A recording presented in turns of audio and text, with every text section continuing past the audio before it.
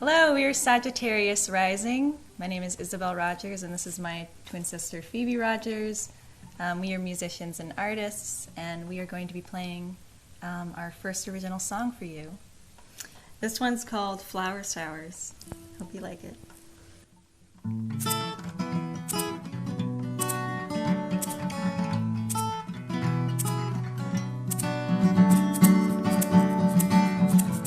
Little raindrops fall and land upon my shoulders. They fall down from the sky and echo all the love inside. And as the rays of light blaze across the open air, flowers ruby red grow and blossom everywhere. I'd like to be the seed that leaves the ground and joins the showers, spreading joy to all by raising love as high as the sun.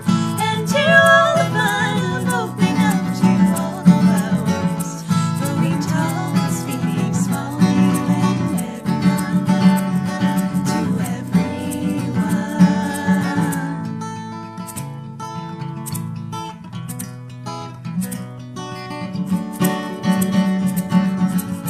Little raindrops fall and land upon my shoulders. They fall down from the sky and echo all the love inside. And as the rays of light blaze across the open air, flowers ruby red grow and blossom everywhere. I'd like to be the seed that leaves the ground and joins the showers, spreading joy to all by raising love as high as the sun. And to all the fun of opening up to all the flowers, growing tall but speaking small to you and everyone. And to all the fun of opening up to all the flowers, growing tall but speaking small to you and everyone, to everyone.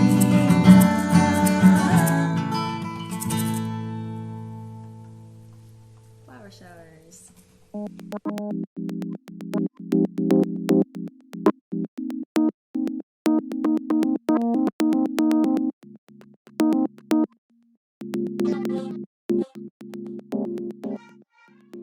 Welcome to the Adroit Artist. I'm your host for this episode, Executive Director of Mount Blue TV as well, Andre Cormier, and I'm lucky to be joined today by Sagittarius Rising. If you'd introduce yourselves to the audience. Hello, I'm Phoebe Rogers, and this is my twin sister Isabelle. Yep. Sagittarius Rising. When I looked up, I did a quick Google search and got a definition there, but where did you come up with the name for your band? Well, we were always interested in astrology for many years, and we did happen to know that our rising sign is in Sagittarius, and we thought that might be an interesting band name, so Yeah. we kind of went with that. We get asked that question a lot. And to be honest, it kind of came naturally. We had a show that we needed to play at, and we scrambled our brains to come up with a name, and we said, let's do that. And it technically, in mythology, the centaur represents the constellation of Sagittarius.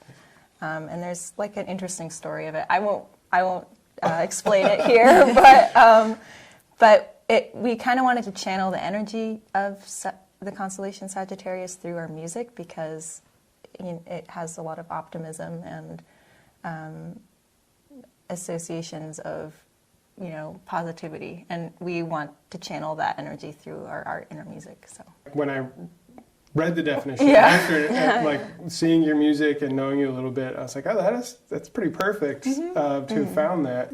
People have maybe a sound or a feel, and it sounds like you are kind of looking for an optimistic sound in your music. How do you go about achieving that? Is that something that just sort of comes out? Is it in the instrumentation? I feel like a lot of the songs that we perform now, we wrote when we were younger.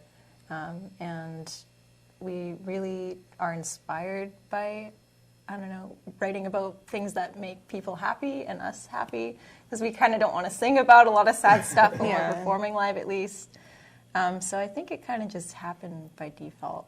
I'm not sure. And I think a lot of our chord progressions are kind of in major scales. We do have some minor things too, but I think we just kind of get more drawn to more major scales, and Yeah, like Sue said earlier, yeah, I think just more positive things need to be in the world, so we try to give that in music and art.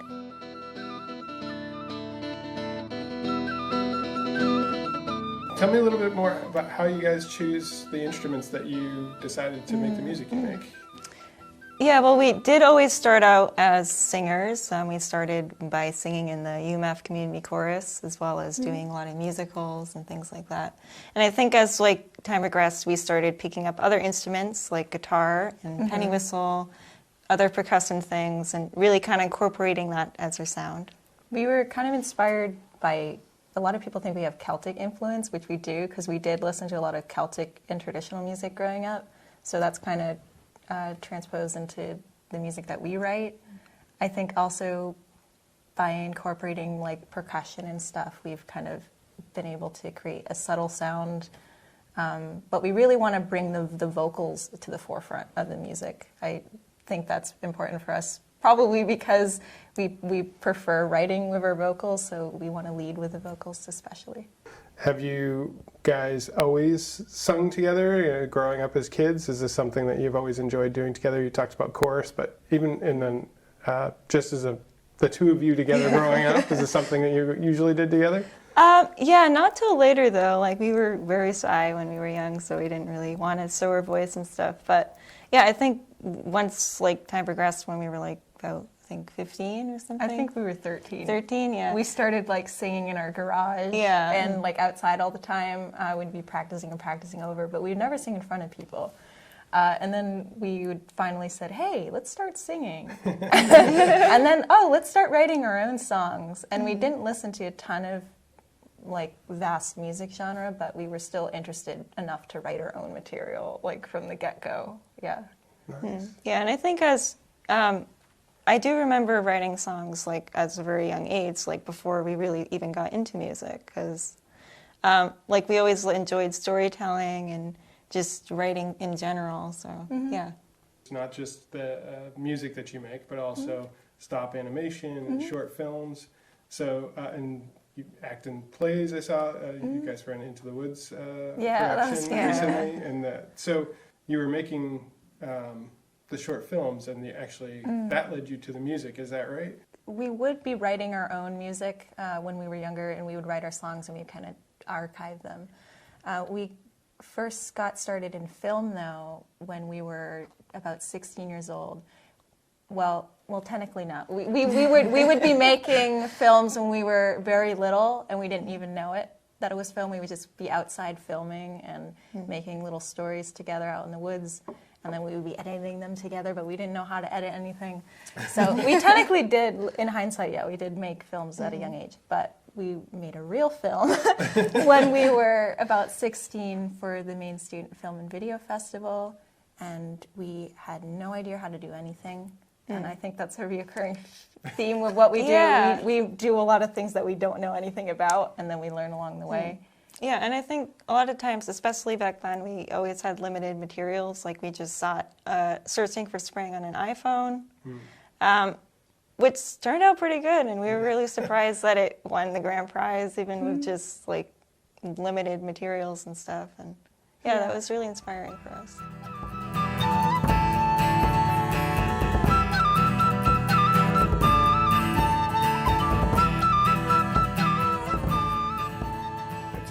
I think a great lesson to what you're saying, though, you don't always need a ton of stuff to make cool things. As artists, do you find you not only diving into things that you haven't done before, but also limitations sort of inspiring where you go with that? Is that an inspiration for you?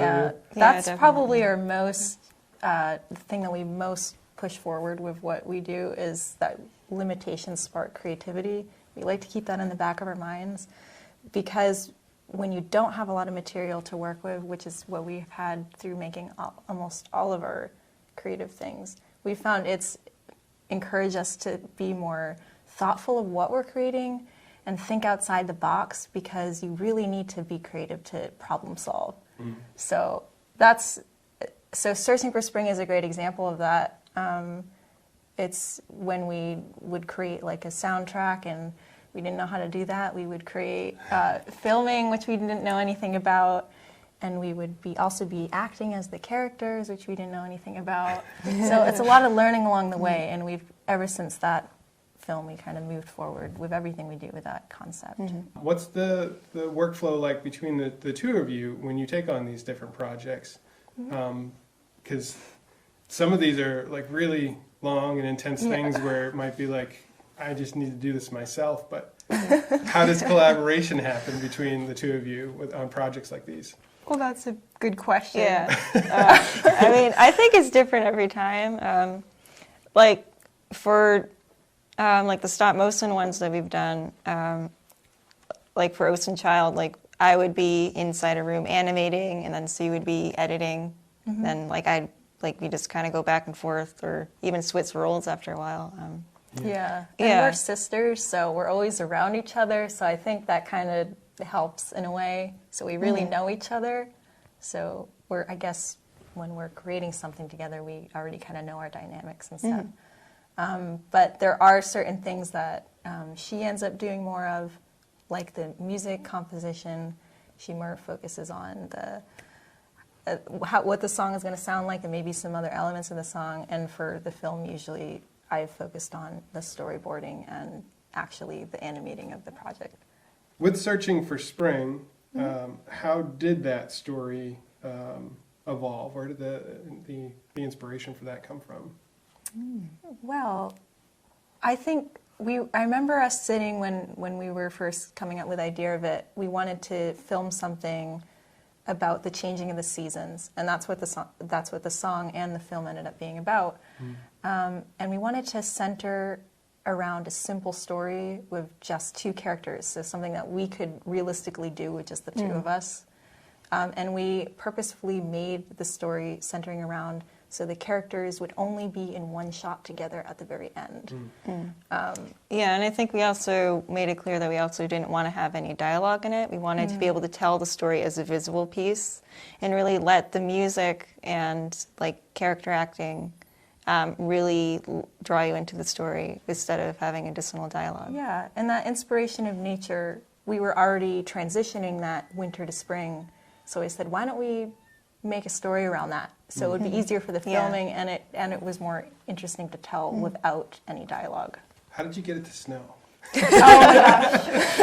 I don't know, we got really lucky. Yeah, we filmed the first winter scene in March, and that was like one of the last snowfalls of the season. So it was very wet. It was like one of those things I was rewatching it the other night, and I was like, wait a minute. Yeah. They didn't have a budget to make snow. No. Like they had to go film when it was actually snowing. No, and there is one shot in that you can see. You were talking about the different shots that we ended up using earlier, and we did get an over aerial shot. That's us sitting on going skiing up at Sugarloaf on the chairlift. Yeah, we had to really think how our younger selves could do that.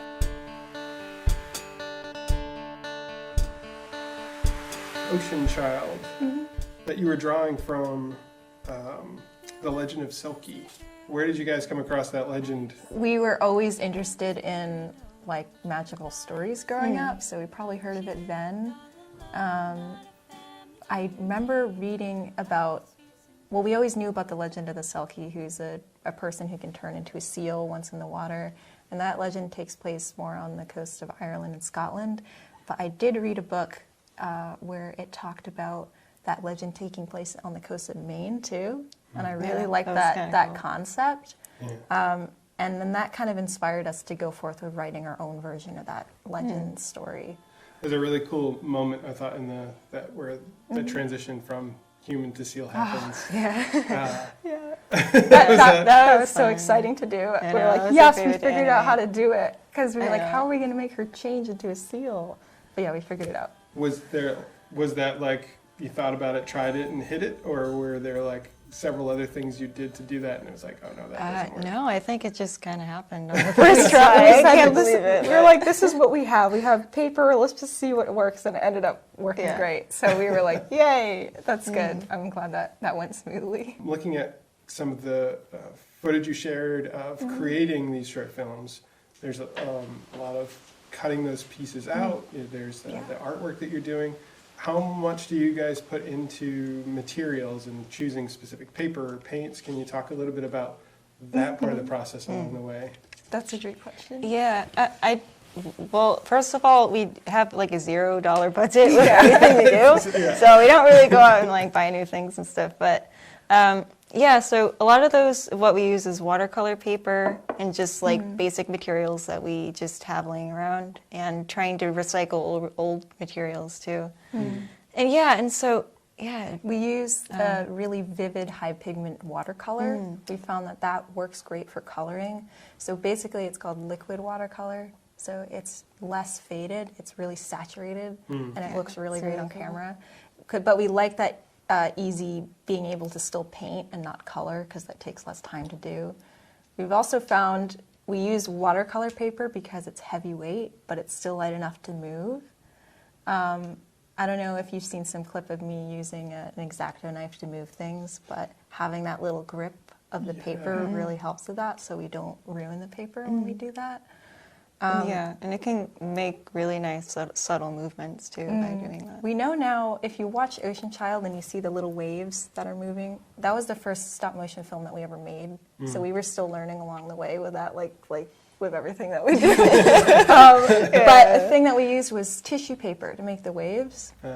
And that was really, really hard to move. So now we don't use tissue paper anymore because it would blow off the set. It would get crinkled up. Yeah, It's too light. it was too light, but Yeah. it looks pretty. But Then you must have to like pay attention to. You have to have really consistent lighting with that stop motion process. That no glare or any of those sort of things when you're choosing those materials. yeah, that's Yeah. a good point, because we've used glitter before and like metallic pens. Yeah. And we like to still put them in, but it really doesn't show up based on the lighting.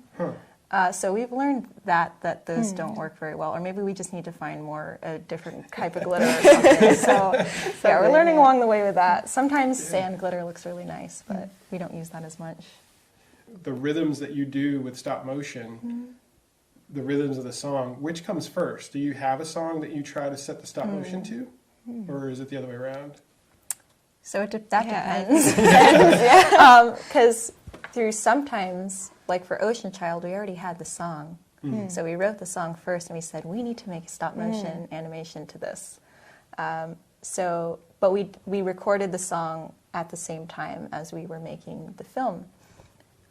Basically because we want to hear what we're actually listening to, and so we can count the movements to where it's going to line Make up. sure it lines up.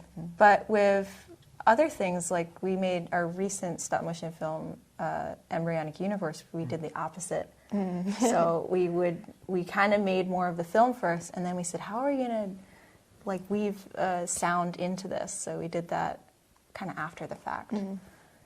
But yeah, that's a good question. I think storyboarding really helps. Yeah. I don't know if you're going to talk about that, but we do storyboarding a lot, especially with stop motion animation, because it allows us to plan ahead, so we know exactly what we're doing. Yeah. Imagine you have to have very, very small motions.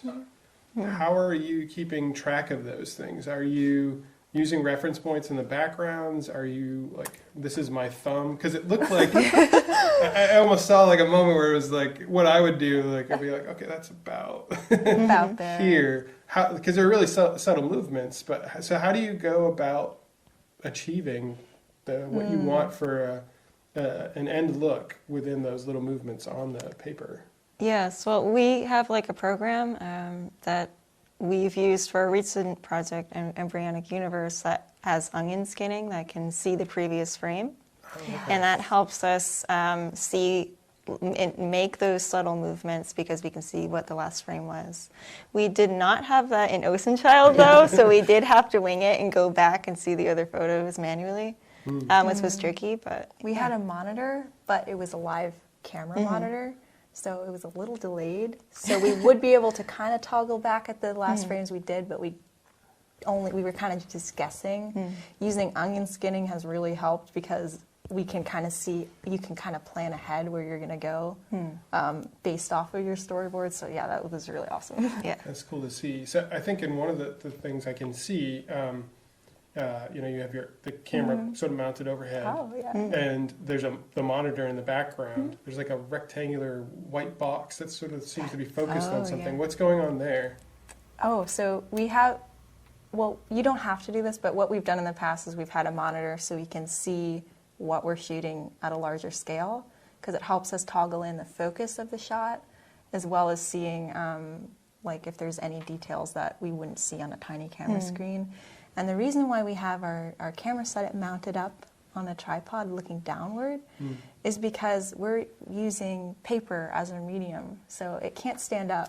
Right. Yeah, And a lot of times in the stop motion community, they don't consider that stop motion animation, which is they call it paper cutout animation. They don't consider it So stop you guys motion. have like a separate table? Yeah, I guess so. Paper cutout.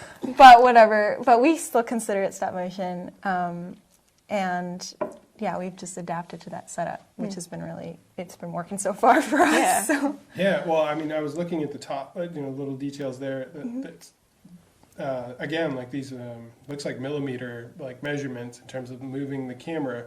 How, when you're doing that, is it solely things that you're moving on the background, or are there camera movements that you're doing as well in a stop motion, where you're combining those? Yeah. Yeah, so we have the top mount of our camera setup that we have, the big bar that we're going on. It's actually a camera slider. Yeah. So that allows us to slide the camera so we can do pans, which has been really awesome for doing like different things in a scene if we want to follow along. So we can do stop motion with the movement of the camera, but we've also found that we're able to slide the backgrounds themselves for the shot. So it depends on what we're aiming to do. Yeah. Yeah, a lot of, like, I think in Embryonic Universe when I was watching that, a lot of those transitions from larger scene transitions, you're able. I was wondering how you're pulling those movements off, and it seemed like you would have to have some combination. Yeah. The music that is in those projects, when you're taking it from there to performing those songs, as opposed to sort of performing it for a piece, does it have a different life when you're playing it on stage? It does, because live music is always going to sound different than recorded music, especially in our case, because we do tend to have some add-ons a lot of times, or different layers. And but I think always it's fun playing live music because it's always different, and you don't have to focus on it being perfect. If you messed up, it's in the past. Like, you don't need to go back to it. Yeah. It's in the moment, but we have learned a lot through writing soundtracks for films, and that creativity of knowing that you can layer certain things or add all these little elements that we probably couldn't do live as two individuals. That really allows us to transform our songs. So if we want to add more, we can in post-production. But I do really enjoy performing live because then, it takes shape in the moment, so it's a little more special. All right, so this next song is another original of ours, and it is a very special song to us because it is an ode to the imagination. This one's called I'm a Spaceman.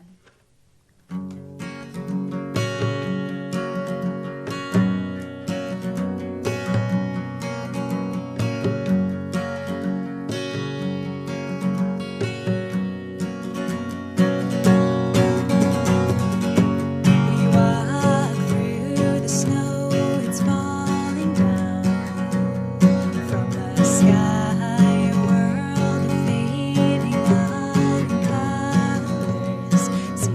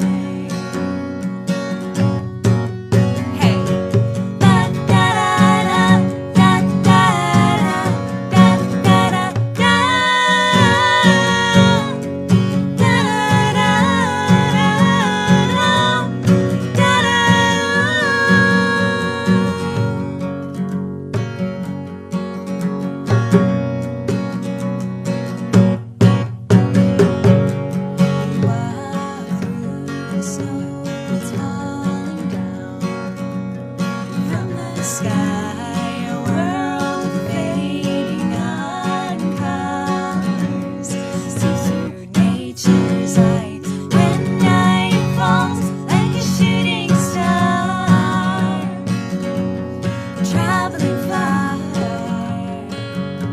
across the universe.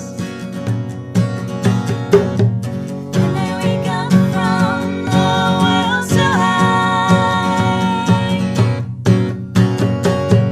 and I leave everything from the past behind. Nothing's in my way.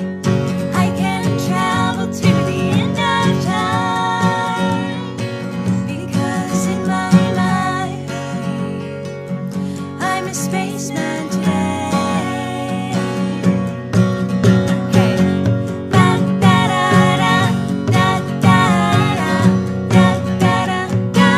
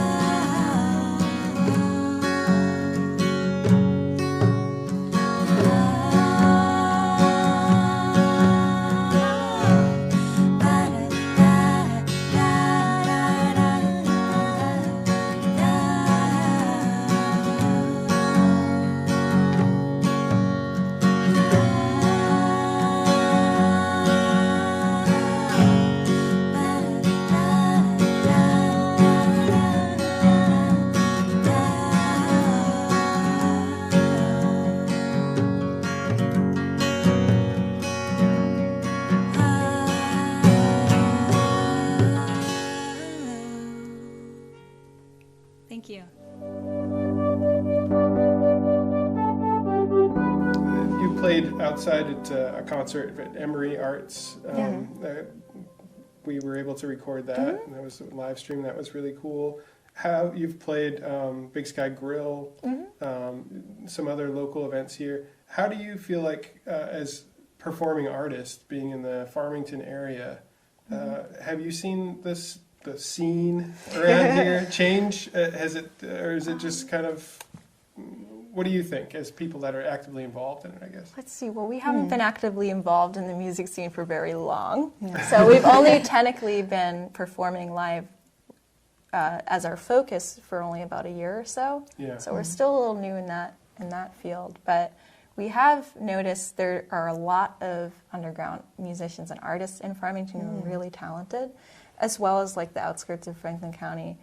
I do hope that maybe there's some more like venues in the making of having like places where like we can have music as a focus. But I think it definitely is starting to gear up in that direction, which is really awesome to see. A Project Free Will songwriting. Yes. Tell me a little bit about that competition and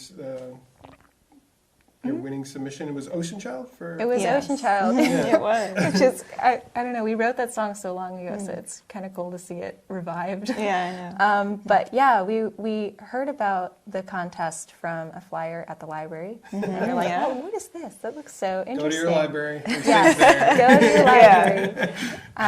Yeah, and we said, well, maybe we'll do that. So we submitted something, and we ended up winning at some point, but we didn't know about it until we were actually performing a show, and someone told us. We were like, oh, okay, that's a little yeah. awesome. But yeah, Project Free Will is really cool. So we're really looking forward to what they're creating over there as a space for underground artists to come together in rural Maine, which is really refreshing and cool to see, not just for musicians, but for poets and artists in general. So we're really excited about Project Free Will. Yeah.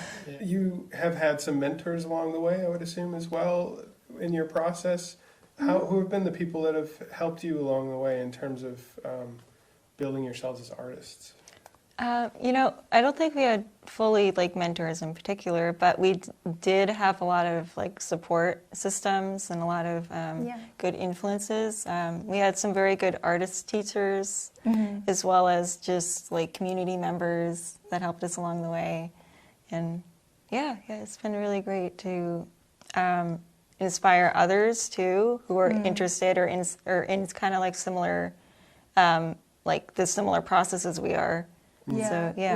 We really have, I think more of a mentor of us has been the folks at the main film center and Waterville Creates. Yeah. At least when we were younger, they really believed in us, so we really appreciated their support in that. And it was really cool to be able to teach younger kids stop motion from where we were at that perspective and say, wow, cool, we can actually kind of pass this forward. And we didn't really even know what we were doing, and we still don't really know what we're doing. But it's so wonderful to see or be a mentor to a child and see them discover their creativity for the first time and start creating something. So that was really beautiful to see. You're still young people, but you've been working at this for a while now.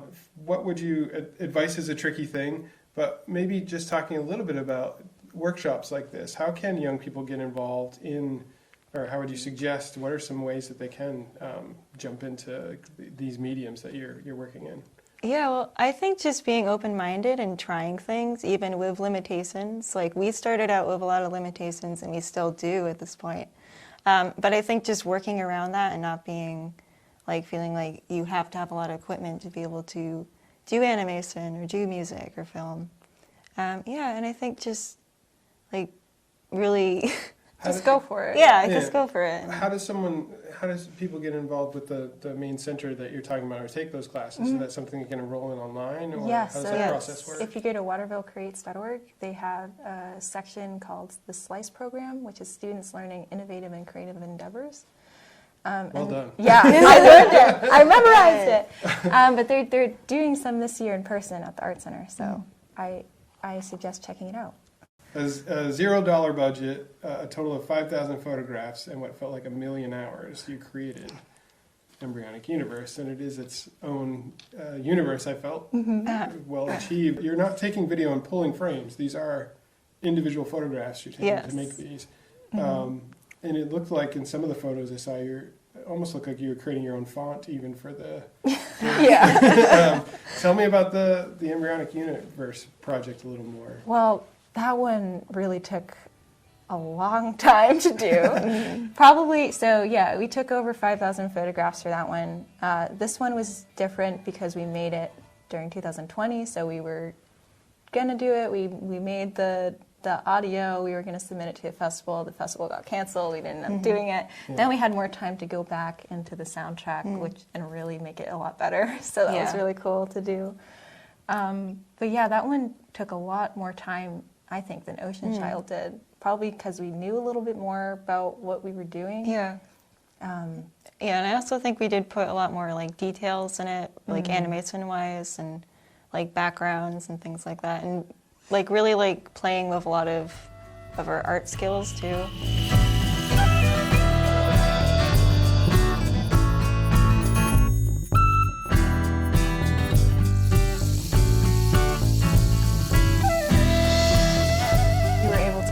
Onion skinning, so we could really do shot by shot, and yes, it is frame by frame. So we would aim to do about 12 seconds a day, which takes like 5 hours for me to do. And we put a lot of work into it. This film, I ended up doing more of the animation, and she did more of the music side of things.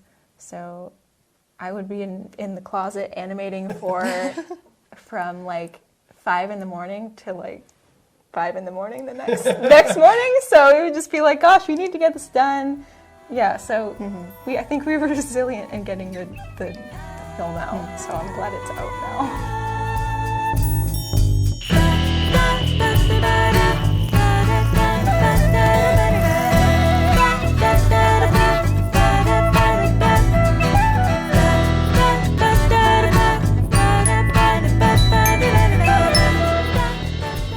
Manipulating time and motion, and then you're doing that for yourself really too, because it's a long, tedious process over time. How are you feeling when you're in that process? Are you locked in? I saw you had like some headphones on. Are you listening to different music to try to keep you engaged? What's it like when you're getting into that like stop animation mode? It's a lot of patience. Yeah. So yeah, we've learned to be extremely patient, but also being on a crunch deadline, because usually stop motion will take an animator about like at least a year to get things done, and we were able to knock it out in like 2 months, which is just. I wouldn't recommend. I don't recommend that. If you want to get into stop motion, don't push yourself that much. But we would go all out and do that. And it's weird because you're adjusting to being in a dark room. We like to keep our rooms dark so it doesn't affect the lighting as much as possible, because we leave everything set up.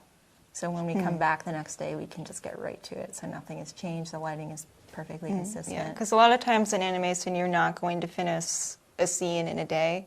It's going to take probably a few weeks to get one scene done. And we had like move house dirt right in the middle know. of a scene, and then we would set it up again and make sure it's all aligned. So it was, yeah. You guys had to have that space. Where were you working in these spaces to be able to just, okay, we're going to leave that and go away? So we had a keyboard stand, and we had an old table piece, like a piece of wood, and that was our table to animate everything on. Yeah. And then we would tape down the backgrounds, which are watercolor paper, to that table, and it would just sit there. And yeah, we would just be working in back rooms and closets where we would be out of the way, and make sure our lights are on all the time to be consistent in lighting. Yeah, it was a little dark and depressing, but yeah, you get to the other end at some point. Like making sure you're eating vitamin D. Yeah, I know. I wanted to talk to you a little bit too, back to the music a little bit. You had performed Youth Day of Action. I think that was that in Augusta. Yes, at the state capitol. Yeah. Tell me a little bit about that experience, and you know, obviously the influence of a lot of your music, the natural earth and things like that, your involvement in some of these movements and things. Well, that's a good question. So I am involved with a couple youth climate organizations, and I helped put on that event, and they asked us to do some music for it, which was really cool. So, and yeah, it was so inspiring to see youth come and show their positive power in a great way. So yeah, a lot of our music is inspired by that same momentum of, I say, positivity and trying to better change things. So, and nature and the imagination. Yeah, definitely. Yeah. Yeah, I think at the Emory Arts performance, there was a song, Eraser, that you did. And I think you specifically referenced there that you'd been challenged to write a song. Can you talk about that a little bit? Well, it's different to be challenged to write something because I was like, oh my gosh, I got a fire under my butt. I need to make something about a specific thing, which we usually don't do. A lot of our material is kind of written in the moment and meant for people to interpret it any way they want to.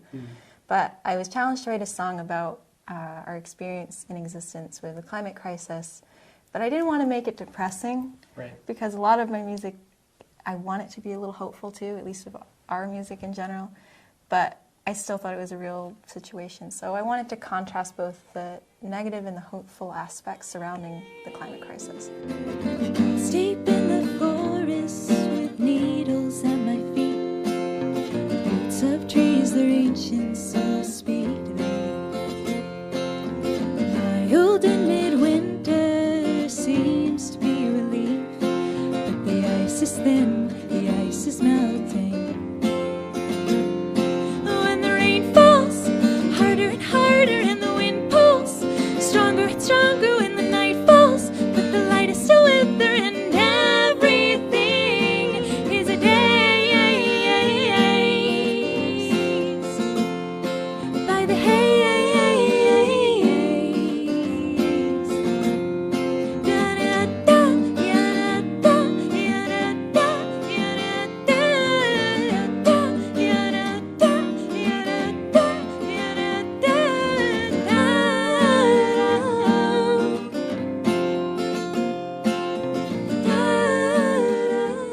I'm really appreciative that I wrote that, because I think music has a really powerful motive when it comes to creating justice or creating change or a different mindset in individuals, because it allows people to listen in a different way than just us talking about it. There's a lot of talking. I think we need some more singing in our world. So I think we really need to separate our division that we have. And I think music is the middle ground in a lot of ways, because there's really no language barrier in a lot of it. There's not always one perspective. It allows us to listen to things. So in many ways, I think art is the answer, at least for building more of a community. What do you do when you have an idea? Do you have a journal? I mean, because I ask this because I feel like sometimes the difference between people don't feel like they're creative, but I feel like part of it is like people have a great idea and they're like, oh, I should write that down, and then they don't. But so when you have inspiration or ideas, how do you make sure you don't lose that? I think for writing songs, we like to record, just like with a voice recorder, we record just the basic melodies of a song, otherwise we just don't remember them. Or we write them down. I think for I have a small little book for like just art or film ideas that I put things in and I never look at them again. And then I come across them again later. So that's a good way to do it. And I think those processes are very helpful, just like memorizing it or even just writing down any ideas and just seeing where that would happen. And then next time you look at it, you'll say, okay, this is a good idea. Maybe I'll take that forward. I think the best part of a process is the idea. And then you can go forward with it. All right, this next song is another original song that we wrote together many years ago, and it is called Space and Time.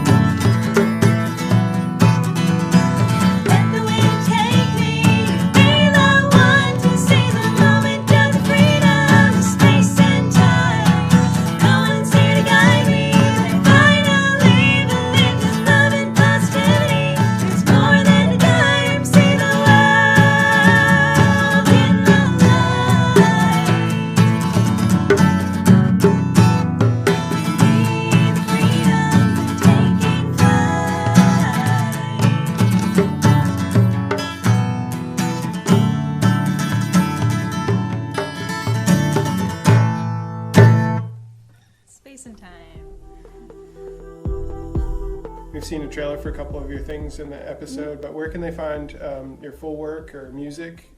Where are you at with that stuff? So we are on social media. Just look up Sagittarius Rising you'll probably find it. It's a hard word to spell, so I understand. But we are on YouTube and Vimeo at Sagittarius Rising. You can see all of our films and videos and music performances. We have some things on there. And we are also on Instagram and Facebook, and you can see like our upcoming music performances or film screenings whenever we have them. Well, it's been, for me, personally and professionally working here, to be able to see musicians like you here locally. You know, sometimes people don't always appreciate, because it's like right in your backyard, right? But, you know, musicians like yourself playing at something like a Fiddlehead Festival that's literally out the back door here. It's been really cool to see you guys performing around the area, and I'm glad you continue to share your work, and thank you for coming on and sharing your work with us Thank today. you. Thanks so much for having us. Yeah.